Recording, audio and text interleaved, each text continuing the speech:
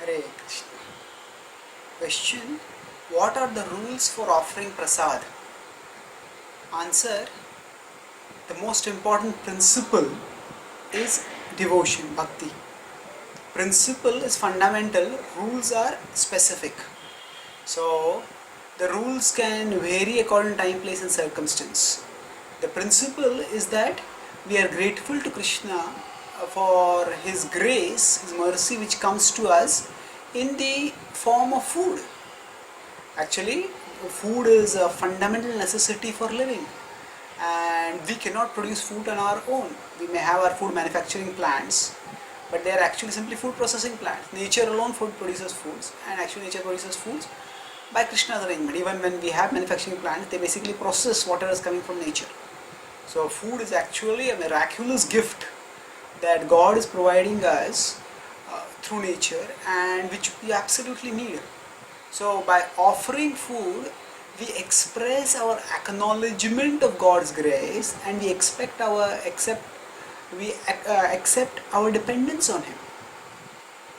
And even more specifically, the Vedic scriptures envision a cycle that it is Krishna through his representatives gives rains which produces grains, and those grains we consume. So what he's given, so if we are taking something from nature, we should give something back. So we return what we have, by offering back to Krishna. So offering, actually what we offer is not called prasad. What we offer is called as bhoga. So after we offer bhoga to Krishna, what we get from him, his remnants, they are called as prasad. The word prasad means mercy. The word bhoga means that which is to be enjoyed. So Krishna is bhoktaram yagitaprasam. He is the enjoyer. So bhoga is offered to the bhokta, and then it is actually honored by us. So now this is the principle which you should understand, and this principle, and we with a grateful heart we offer the food to Krishna for his having given us the food by which we are able to survive and get strength for our body. But actually this is only a preliminary understanding of why we take prasad. Actually, if we go deeper, we will see that the songs of Sharira Vidyajal that we sing, it is actually at a far loftier level than just thanking Krishna for giving bodily food. Actually, we see Krishna as, when Krishna's mercy comes to us as food, it not only nourishes our body but it purifies our heart. And the whole prayer is of Sharira Vidyajal, which devotees chant before taking prasad. That prayer is centered on how honoring prasad will grant us sense control. It will purify our senses and it will elevate us. So that is the central point of why devotees take prasad. Because it is Krishna's mercy that not only nourishes our body, but it actually purifies our heart. And in that way, it liberates us from material existence. So, for His mercy, we thank, and primary thing is, we should have a proper understanding of why we are offering bhoga to Krishna. And that is the most important rule. And now specifically, if we have a proper place, we have an altar at home or wherever we are staying, then to the altar we can chant the prayers. We can offer ideally speaking, whatever food, it should be cooked by devotees, and it should be offered by devotees, it should be served by devotees, it should be honored by devotees. In fact, if you go further behind, actually it should even be harvested, it should be sowed, plowed and harvested by devotees.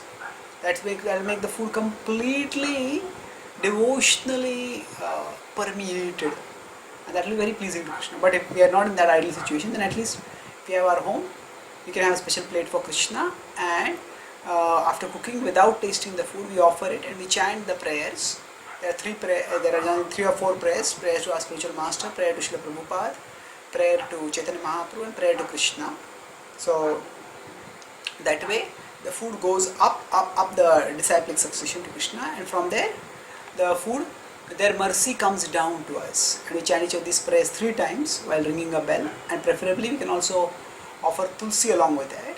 Now if we can't, and we offer this to a picture of Krishna along with the spiritual master and the complete altar that is there. So there is a book, Beginner's Guide to Krishna Consciousness, which explains this process systematically. I'll focus on the principle over here.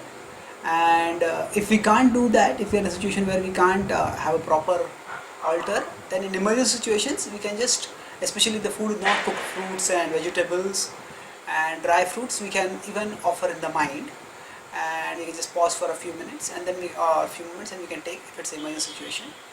And if the food contains some things which are, it says only in garlic, then we can just chant the Hare Krishna Maha Mantra. We cannot offer that food to Krishna, but still, if it is unavoidable, we are in an emergency where we have to take it, generally we should avoid taking it.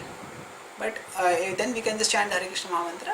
The food is not offered to Krishna, but at least the sinful reactions are minimized by nullified by that chanting of the mantras. So the important principle is gratitude and appreciation for not just the material nourishment, but the spiritual upliftment also that is provided by prasad. And then following of certain rules by which we can offer the prova properly to Krishna. Thank you.